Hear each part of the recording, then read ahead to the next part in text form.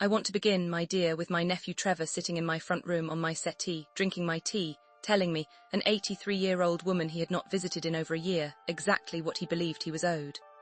He had his solicitor's voice on, all reasonable and businesslike, and he said, I just think we should be clear, Auntie Margaret, about what's fair. I'm your nearest blood relative, after all. I think it's only right I know where I stand with the house. The house? He'd come to find out about the house.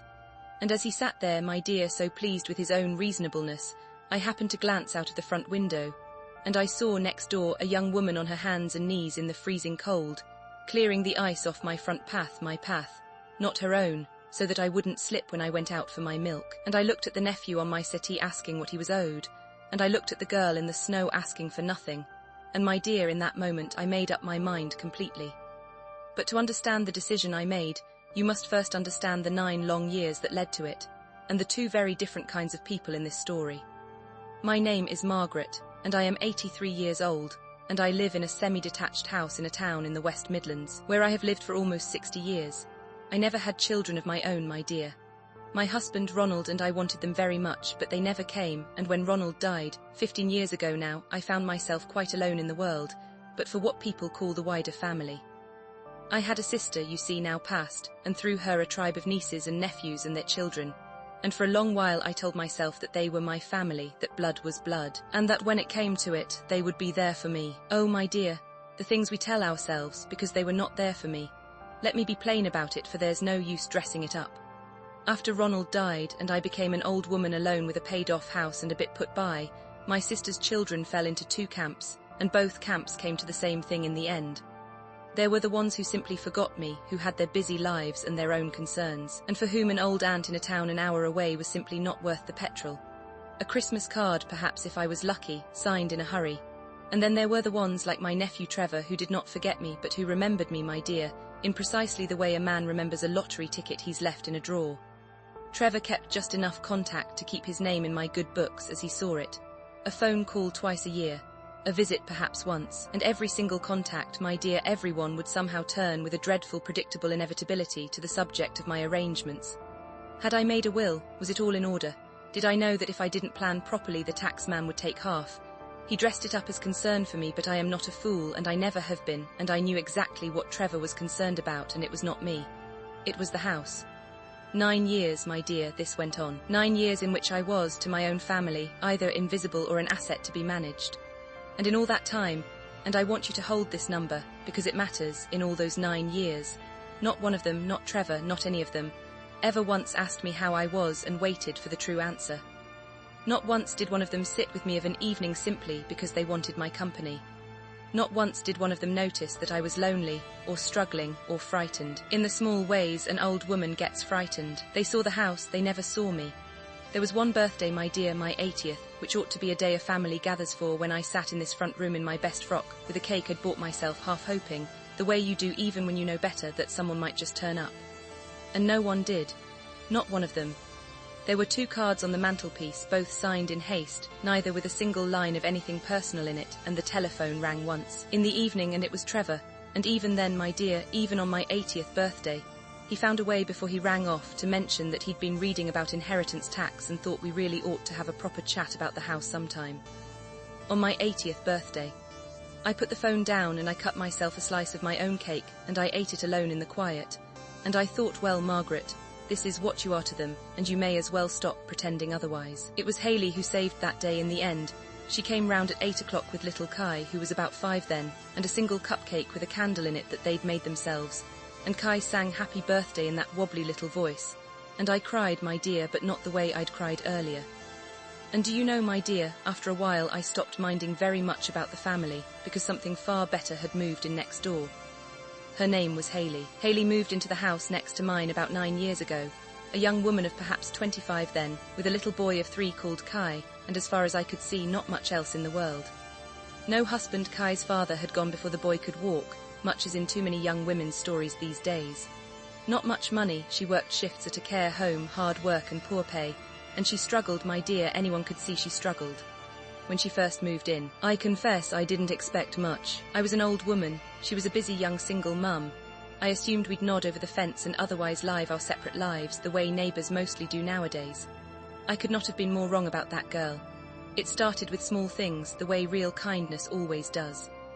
The first winter there came a heavy snow, and I looked out one morning dreading the ice on my path, and there was Hayley already out there in her work coat before her shift, shoveling not just her own path but mine, scattering grit she'd bought with her own money, my dear, that I knew she did not have to spare. I went out to thank her and to protest, and she just laughed and said, "Can't have you slipping, Margaret, who'd tell me off about my hanging baskets then." And that was that. From then on, every snow for 9 winters, my path was cleared before I'd even thought about it. And it grew from there, naturally, never forced. When I had a bad chest one winter and couldn't get to the shops, Hayley did my shopping along with her own, and wouldn't take a penny for the trouble, only for the cost of the goods. And she'd check the receipt against the coins twice over to make sure she'd not overcharged me by so much as a 5-pence piece. When the clocks went and the evenings drew in, she got into the habit of popping round after she'd put Kai to bed, just for half an hour with a cup of tea, to keep me company through the worst of the dark hours, for she had worked out, that perceptive girl without my ever saying it, that the evenings were the loneliest time for me, the time Ronald's absence sat heaviest in the empty chair. She never made a thing of it. She'd just appear and we'd talk, and she'd tell me about her day at the care home and the funny things Kai had said, and I would tell her about Ronald and the old days, and my dear, those half hours became the dearest thing in my whole life. And little Kai, oh my dear, that little boy. He grew up half in my kitchen. I taught him to bake, the way I'd once hoped to teach children of my own. He called me Nana Margaret, though we shared not one drop of blood, and he made me cards for my birthday with his own hands, wonky lopsided things covered in glitter that I treasured more than anything Trevor ever sent, which was nothing. I watched that boy grow from 3 to 12 in the house next door, and I loved him, my dear, as fiercely as if he'd been my own grandson, because that in every way that matters is what he became. Now I want to be very clear about something, because it is the whole heart of this story. Hayley never once asked me for anything. Never. In 9 years, that young woman who struggled for every pound, who could have done with help 100 times over, never once dropped a hint, never once angled, never once treated me as anything but a person she happened to love. She did not know, could not have known, that I had the house paid off and a fair sum in the bank, because I am a frugal woman and I do not flash money about, and I lived modestly, and for all Hayley knew I was as hard up as she was.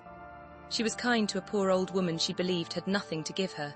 That, my dear, is the purest kind of goodness there is, kindness to someone you think can never repay you.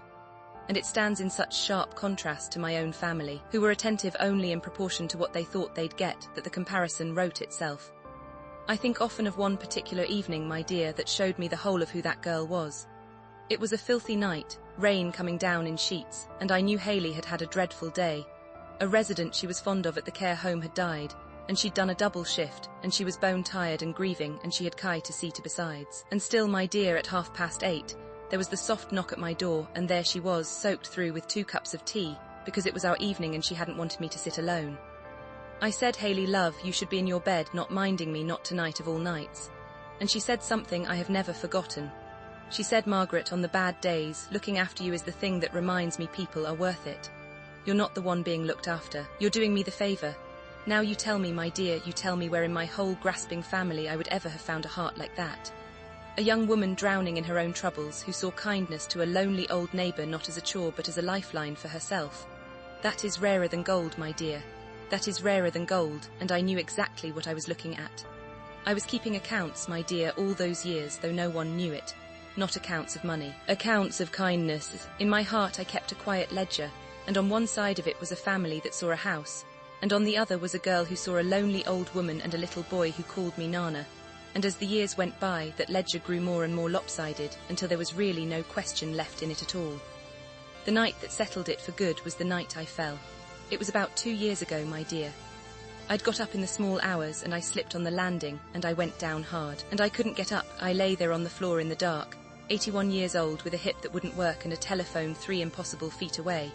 And I was frightened, my dear, more frightened than I've ever been, because I thought, this is how it happens, this is how old women die, alone on a landing, and nobody will come for days. Now, my blood relatives, not one of them had a key to my house. Not one of them would have noticed I was missing for a week or more, but I managed somehow after a long time to knock on the wall. The wall I shared with Hayley. Just knocking weakly with my knuckles on the party wall, hoping. And Hayley, my dear, Hayley heard it. She heard it through the wall in the middle of the night, and she knew the way you know, and she had a key by then, of course she did, the only person in the world who did. and she was round and up my stairs in her dressing gown within 4 minutes. And she held my hand and called the ambulance and rang the care home to say she wouldn't be in. And she came with me in the ambulance, and she sat with me all that night and half the next day, and she arranged for Kai to be looked after, and she never once made me feel I was a burden. My family I telephoned afterward when I was home. Trevor said, "Oh, Auntie Margaret, you must be more careful," and asked, before he hung up, whether the fall had made me think any more about getting my affairs in order. My affairs in order. I'd nearly died on a landing, and my nephew's first thought was the house. I lay in my bed that night, home from the hospital, sore and shaken, and I did a simple sum, my dear, the kind an old woman does when she's had a fright and can't sleep. I asked myself, if I had not been able to knock on that wall, if Hayley had not heard, who, of all my blood relatives, would have come? How many days would have passed before a single one of them noticed the milk piling up on the step? And the honest answer frightened me more than the fall had. Days, perhaps a week. Whereas the girl next door, who owed me nothing, had been at my side in 4 minutes. When the sum comes out like that, my dear, the will more or less writes itself. That was the week I went to see my solicitor. And that brings us back, my dear, to Trevor on my settee asking what he was owed, while Hayley cleared the ice from my path outside the window. Because by then, you see, the deed was already done. I had already been to see Mr. Whitmore, my solicitor, and I had already made my decision, and I want to tell you exactly what it was. And then I want to tell you about the day it all came out, because the day it came out was one of the most satisfying of my long life, and I shall not pretend otherwise. I did not wait until I died, my dear. That was the cleverest part and the most joyful, and I recommend it to anyone with the means and a deserving soul to give to. I did not wait. What is the use of a reward that arrives only after you're gone, when you never get to see the face of the one you're rewarding? No.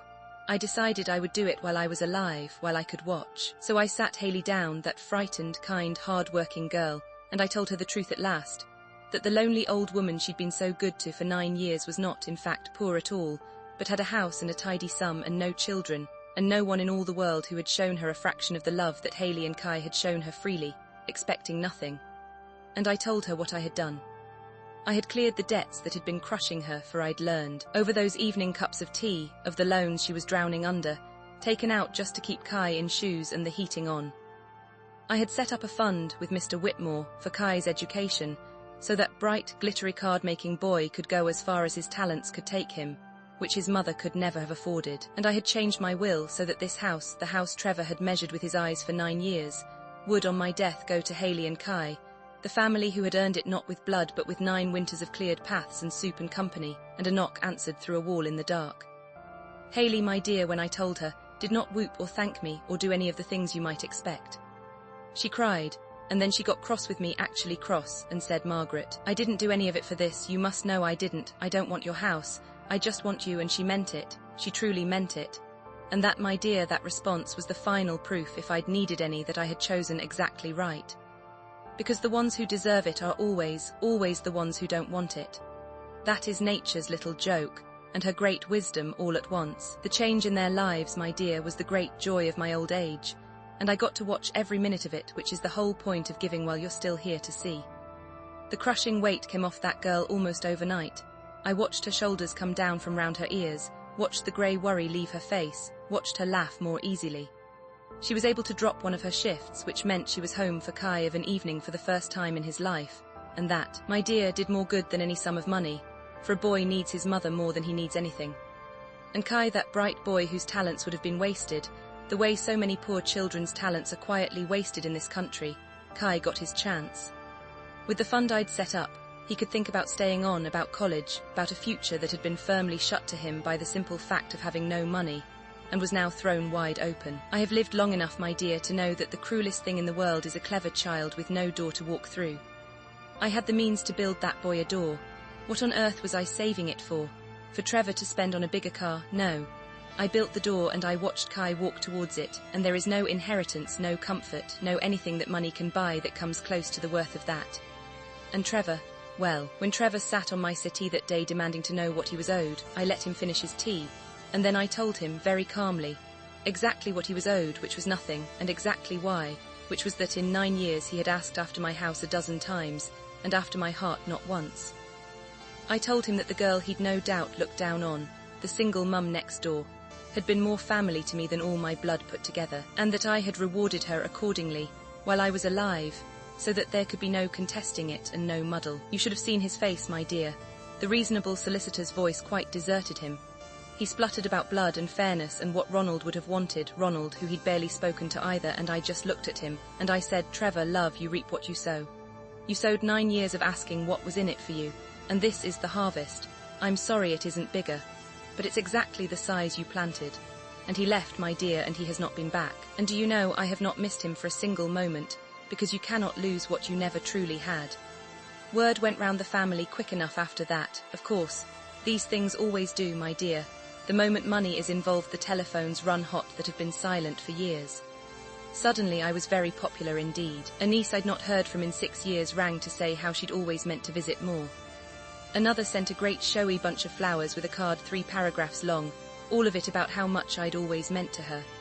One of them even turned up unannounced, on the doorstep with a tin of biscuits, full of sudden warmth, and I confess I took a small, unworthy pleasure, my dear, in offering her a cup of tea and a nice long chat about absolutely everything except what she'd come for, and watching her squirm, and sending her home with her question unasked and her tin of biscuits left behind on my table. Because here was the thing they could not understand, and it drove them to distraction. It was already done. While they'd been waiting, comfortable in the certainty that blood would win out in the end, that the old girl would do the right thing when she was gone, I had quietly gone and done the right thing while I was alive, with a deserving soul, beyond their reach and beyond contesting. They had been so sure that time was on their side. They never imagined the old woman they ignored might simply stop waiting for them. That is the thing about treating someone as an inheritance in waiting, my dear. You assume the waiting will be rewarded. But the one you're waiting on has eyes and a heart and a pen and a solicitor and a girl next door who shovels the path.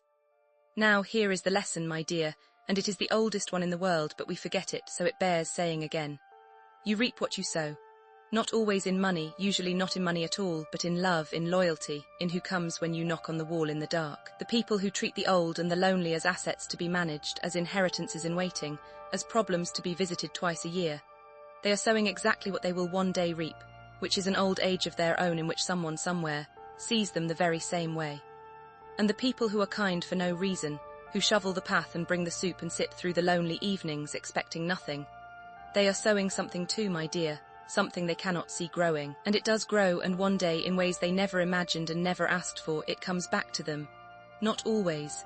The world is not always so tidy, and I'll not promise you that every kindness is repaid, for that would be a lie. But more often than the cynics will ever admit, my dear, the account does balance in the end. Kindness keeps better books than we think. So I will say this to the young ones listening, the Hayleys of this world, the ones being good to a difficult old neighbour with no thought of reward. Keep going. You may think no one sees. Someone sees. Old women like me see everything, my dear. We have nothing to do all day but watch out of our windows, and we keep the truest accounts of anyone because we have learned at last what actually matters. And to the Trevors, if any are listening and they never think the story is about them, that's rather the point of being a Trevor, I'd say only this. It is not too late to sow something different. The old aunt you visit twice a year is still there. She still knows your name. Go and see her and leave your solicitor's voice at the door and ask her how she really is and stay for the answer. Not for the house, for her. Do it before the path next door gets shoveled by someone else and the account is closed. Hayley still pops round of an evening, my dear, with her cup of tea just the same as ever, for nothing has changed between us. The money changed nothing, which is exactly why she deserved it. And Kai, who is 14 now and taller than his mum, still calls me Nana Margaret and still makes me a glittery card every birthday, and there is one on my mantelpiece right now as I tell you this. I look at it, and I look at the empty space where Trevor's cards never were, and I think I chose my family in the end, my dear. Blood gave me one and it forgot me, but I chose another and it never did. And I have come to believe, my dear, that this is a freedom every old person has and too few ever use. You are not obliged to pour your love and your last gifts down the well of people who happen to share your name and nothing else. Family is a thing you can earn and a thing you can squander, and the door swings both ways. Hayley earned hers. Trevor squandered his, and I, at the very end, simply did the books. Thank you for sitting with me tonight. Be kind to the lonely old soul next door. You never know what accounts are being quietly kept. Good night and God bless, and mind how you go.